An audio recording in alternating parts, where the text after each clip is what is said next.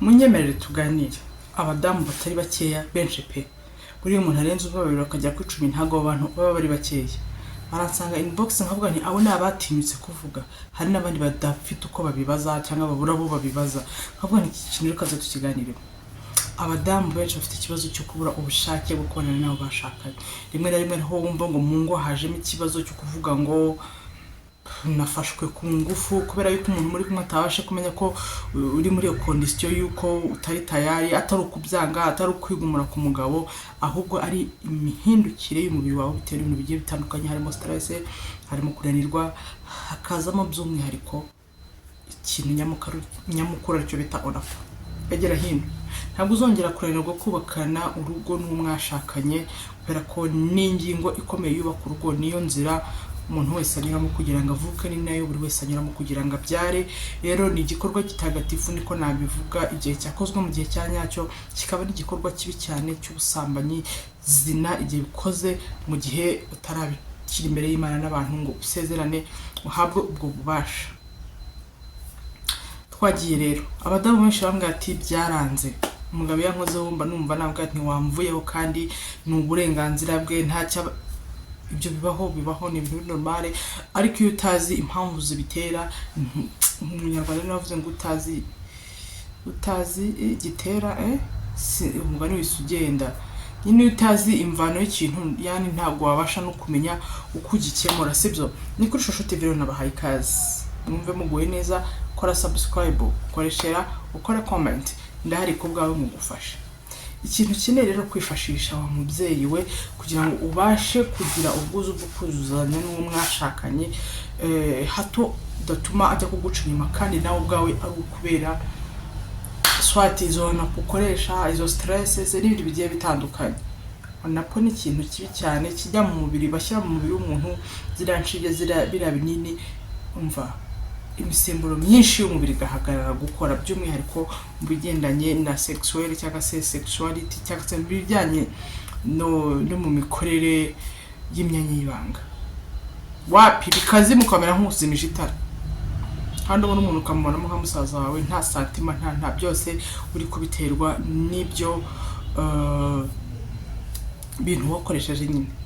Ikintu rero ugiye gufasha kwifashisha tutizimbye mu magambo, ariko banza ukore subscribe nimba utarama subscribe muri ubu buzima uzampa iki subscribe ko ari ubuntu koko, hanyuma ukajya ukareba ibyagufasha ni byinshi. Ariko ikintu tugiye kwifashisha cya mbere, nzajya nkora etape kuri etape video imwe ku yindi, kuko hari ibyo utabona undi akabasha kuba yabibona. Ukeneye gufata amazi yawe ukayabiza igikombe kimwe, ndakubwira ari icujuru bimwe, kugira ngo ubashe kubyutsa amarangamutima ari muwe cyangwa se amahormone ya santima muri wowe, ku buryo umuntu mwashakanye naguhamagara umugati karame mwidishye, apana kumera nkaho wagira ngo ari like ari kukugora cyangwa se ntago wapi ntibikorera, kandi ni inshingano uba ugomba kuzuza. Nyuma y'ibindi byose rwose ni inshingano nazo, nimba uri umugore ufite umugabo uba ugomba kuzuza, nta kwivovota, nta kwinuba. Ibyo bibazo rero abagore benshi bahura nabyo, ariko ntibabashe kubibwira abagabo babo, bamubwira ati ngiye mfite ikibazo sinzi impinduka, ariko byanze bikunze n'umugabo arabibona akabona impinduka, ariko nawe ntamenye. Rimwe na rimwe akagira ni wowe utabishaka, rimwe na rimwe akagira ngo wenda ni wowe udashaka ko muba kurwara muhaze, kandi nyabona ari izo mpinduka zabaye mu mubiri wawe, z'amahormone yahindutse, imisemburo yabaye mike bitewe na biriya bintu wakoresheje, izo nshinge n'ibindi bigiye bitandukanye. Ukeneye amazi rero yawe ukayabiza agatasi kamwe ukayabiza ukayareka agahora, hanyuma ugafata tangawizi. Hari uba ufite iyifu, hari ufite n'iya naturelle, nyine iriya y'ikijumba itaciye mu nganda ngo bayisye bagire guti. Iriya y'ikijumba rero niyo nziza kurusha. Ukota akantu kangana gutya gato, ntago ari ngombwa nyinshi kurusha kujya mu gifu. Murabizi ukuntu niba akantu kameze nka spice nk'urusendamo gakeya, ugafate hanyuma nurangiza ukarape ushyire muri ya mazi. Kuyibiza byashoboka, ariko ibyiza ni ugushyiramo agatangawizi warapye mu mazi y'akazuyazi, kugira ngo yatangawizi iba igifite umwimerere wayo. Icyo kintu sinzi niba uri kucyumva. y'amazi wayibejeje uyarekane hariya akolinga down ntakonje aba akazuyaze kakandi katagutwika ariko wamira ushiremo yatangazi wawe yatangazi yawe wahase ukayirapa ushireho nk'akayiko agace k'akayiko gatoya kara kababibe gatoya ukiraho akantu katuzuye gato pe ko nayo nyinshi ibintu byose biba overdose bigira ingaruka ubinywe ibyo numara kubikoroga yani muri amazi yawe iyo tangawizi umaze kuyibiza muri ayo mazi yawe umaze kuyivanga bikira akazuyaze ushiremo n'ikiko cy'ubuki. Amazi y'akazuyaze mu buzima bwa buri munsi agira umumaro munini utandukanye. Ubuki bufasha amaraso gutembera neza akagera nefiriya mu myanya y'ibanga. Tangawizi yo ibyiza byayo ntabwo nabivuga ngo nzabirangiza. Ibyo bintu bitatu uko iyo bihuriye hamwe bikora ibitangaza mu mubiri wawe.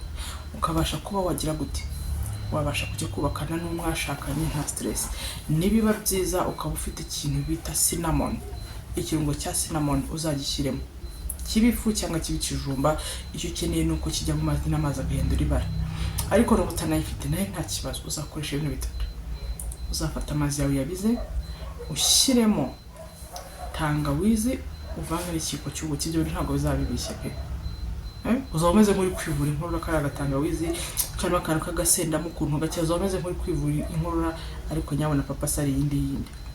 Ikindi kandi uzabikoresha ryari byiza nimba umva byaranze burundu usigaye umeze nk'ufatwa ku ngufu kubera ko nta sati mu kigira, nawe ubwawe si wowe. Bishobora kuba ari ibyo ngibyo uri gukoresha kugira ngo utahita usamira kuri uwo mwana. Ikintu ukeneye kuba wakora uzajya unywa mu gitondo ukibyuka nta kintu urarya, biba byiza kurushaho amazi y'akazuyaze no ntavandemo n'urwo ruvangitiranye, birafasha cyane. Nuba ufite akadimu uzakongeremo, nuba ntako ntuzigore. Icyo ukeneye ni tangawizi, ubuki n'iki n'amazi y'akazuyaze. Nuba ufite akadimu gusa uzagashyiremo na cinnamon. Niba ntabyo, tangawizi n'ubuki muri ayo mazi y'akazuyaze ni umuti ukomeye. Hanyuma nurangiza nuba uzi ko ninjoro mufite amateraniro, nimba uzi ko biganyama mujye mureka tuvuge ibintu tubyigishaho kandi tubivuge mu bwiru. Ntabwo ari ngombwa ko ikintu cyose umuntu aza kukivuga mu kuri.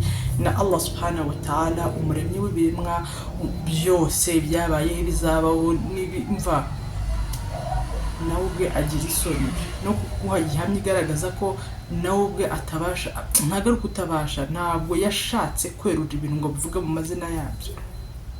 Muri Quran yavuze aravuga ngo naremye gore na gabo. Kuki atavuga mu mazina ukahita mvuga ko yaremye umugore n'umugabo?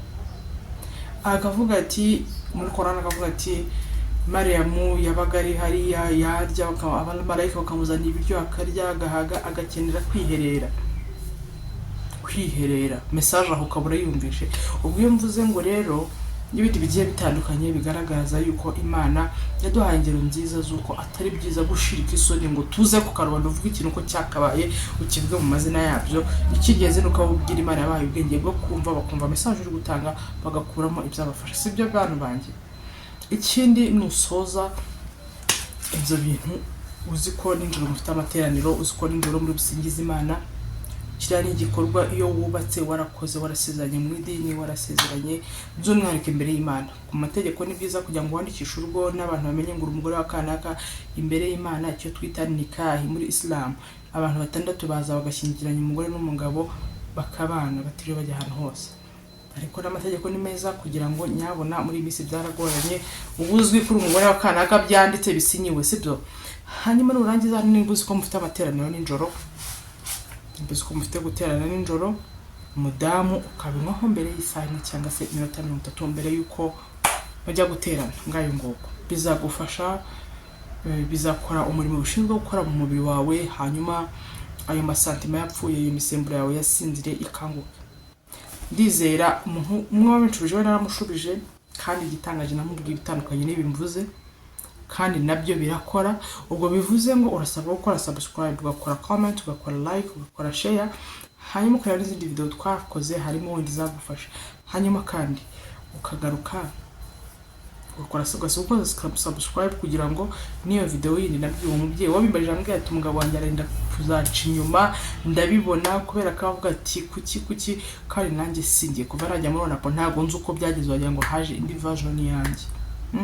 Ikibazo gikomeye ndabakunda cyane rero mbahorane ni kwica mu muryango dushaka ibyabafasha byagirira umumaro by'umwihariko abagore abagabo bubatse mu ngo bikabafasha kugira ingo nziza ingo zishimye kandi nta gucana inyuma kuko ibyo bintu bibaye kenshi mutabiganiriyeho umwe atamenye impamvu yateye ibi na biriya bizakurangira mucana inyuma. Ndabakunda rero mbahorane mwapfura mwe bye bye.